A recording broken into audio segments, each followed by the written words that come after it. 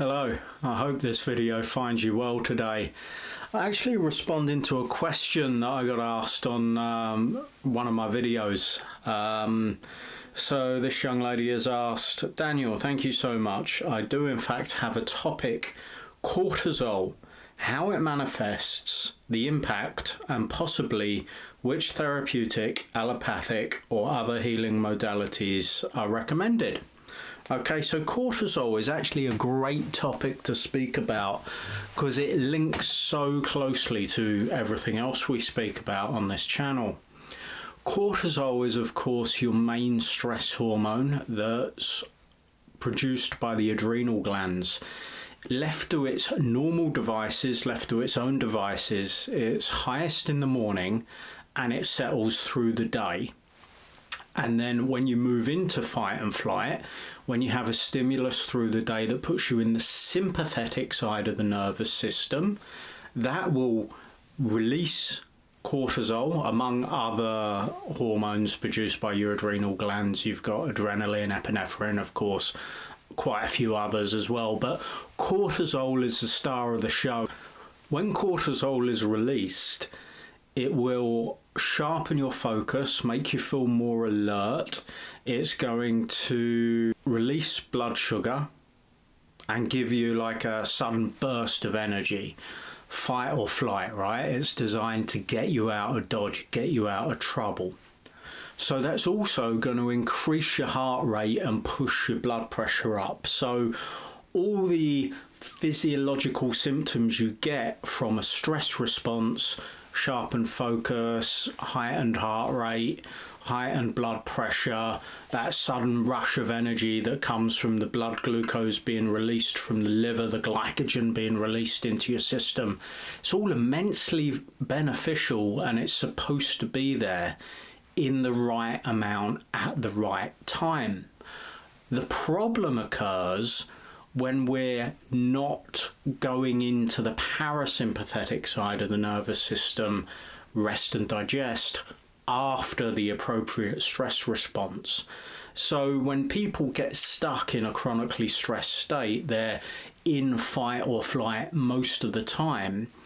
This means that cortisol is constantly being released. It can lead to adrenal fatigue, it can lead to mood disorders, it's going to mess with your digestion, it's going to mess with your immunity, because remember in previous videos we've spoken about how when we're in fight or flight, it shuts down your digestion, which will lead to these gut issues long term. You're not going to be digesting your food properly.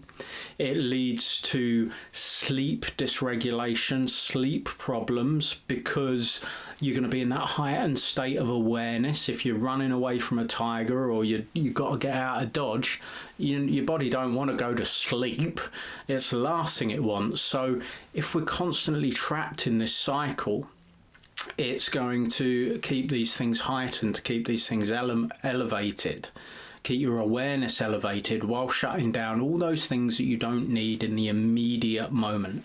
Digestion, immune system, all of those things that are activated in the parasympathetic side of things, rest and digest.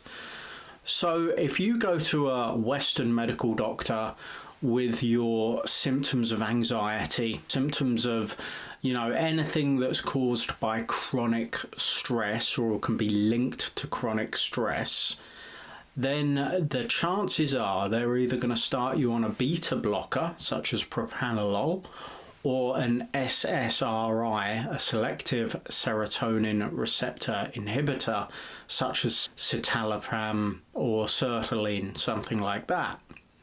Now, these, like all Western medicine generally, are going to deal with the symptoms. So a beta blocker is going to reduce your heart rate. It's going to slow and steady your heart, slow those beta receptors down so your heart is going to beat slower. That will reduce the anxiety because it's stopping your heart rate getting up to these levels that are creating these feelings. It's not going to stop you mentally flicking into fight or flight. It's not going to manage the stress, but it's not going to manage this release of cortisol. but it is going to make you feel better. So it's going to mask things. Your heart rate is not going to be able to accelerate, so you're going to feel calmer in the moment. Now, this works, but that doesn't necessarily mean it's good for you, because you're not dealing with the underlying cause. Now, the problem with that is if you're artificially preventing your heart rate from ramping up, you could notice things like shortness of breath going upstairs. You could notice shortness of breath when exercising, because you're taking this medication that's suppressing the heart rate. So then when you exercise, when you move, your heart rate can then not increase naturally to compensate for the demand of the oxygen and the nutrients. SSRIs, or selective serotonin receptor inhibitors, selective serotonin reuptake inhibitors, they're going to stop your body's reabsorption of serotonin. So that's going to mean that more serotonin is available in your body. That's the happy drug. That's going to lead to you, well, people say it stops you getting lows, but in my experience, the people I've spoken to who have taken it, some have had great results with SSRIs, but others find that it flattens their mood. It not only stops them from experiencing lows, but it stops them experiencing highs as well. So it alters the neurochemistry, it alters these chemicals in your brain that are related to mood elevation or depression. They're effective, they do work, they do have a place, but I don't think that place is for stress responses. I think we can manage stress responses far more naturally. So when we're talking about cortisol, if we're looking at high cortisol levels, the best ways to be able to manage cortisol is to manage this fight and flight response. The best way to do that, the most effective way to do that, the quickest way to do that is, number one, breath work. If you can breathe in a breathing pattern that triggers the parasympathetic nervous system, you're going to be able to move out of fight and flight into rest and digest and naturally bring those cortisol levels down, thus naturally relaxing. Longer term, practices like mindfulness meditation are going to help you identify these moods, identify these patterns, and be able to correct them in real time. Exercise, a regular exercise regime, is brilliant for managing cortisol because you're using that energy. This energy is released. It's there to make you move. It's there to make you charge around.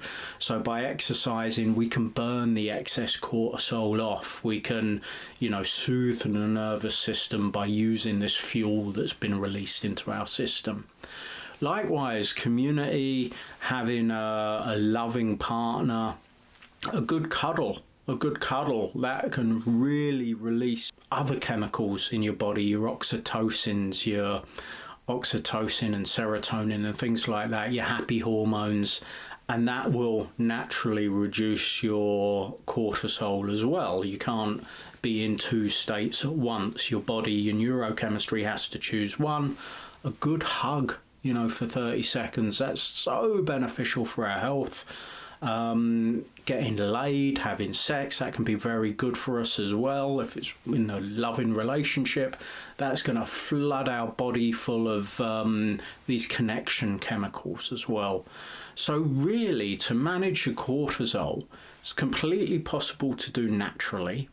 To do it naturally, you're looking at exercise, good community, good connection, physical contact with trusted people, exercise, meditation, mindfulness, healthy diet, and all of those things are really going to help to manage cortisol and get you into a good place. So I hope that's helped to answer the question. There is a lot more to it that I'll probably cover in a different video, but just touching on it there just as an introduction to cortisol management. I hope you found this helpful. I love answering your questions, so if you have any more questions about anything stress related, anything health anxiety related, anything cardiac related, please do let me know and I will answer the questions. So have a great day. Take care.